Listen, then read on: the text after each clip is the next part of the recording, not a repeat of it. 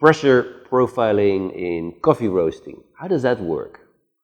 There are not too many roasting machines out there that allow you as a roaster operator to vary, to regulate the RPMs of the roaster fan.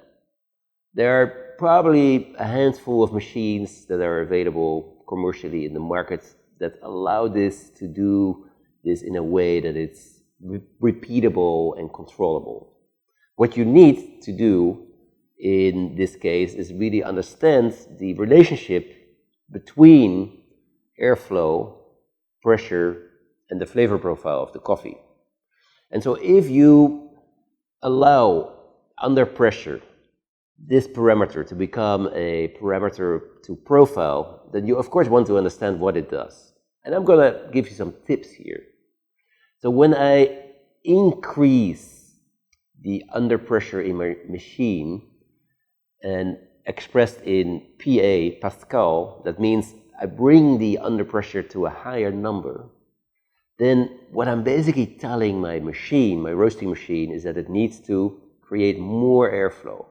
And if I do this through the control of a set point, which is, for example, possible with a Gießen machine, then I can actually now use a specific set point to continually allow the machine to maintain that set point. So the machine will continually produce sufficient airflow to facilitate that pressure point. More pressure accentuates the high notes of the coffee. Specifically, the acidity of the coffee will be accentuated. As you know, in coffee we have various organic acids, citric acids, malic acids, to name a couple. These two are very important for the perceived acidity in the coffee.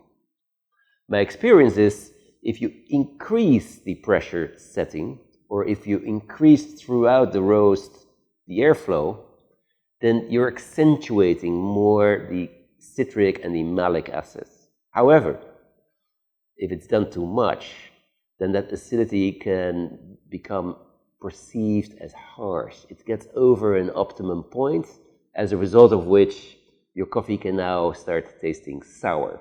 So you need to find a balance between more exposed acidity and sweetness. And that's the beauty of trying to find this through this profiling effort using pressure profiling.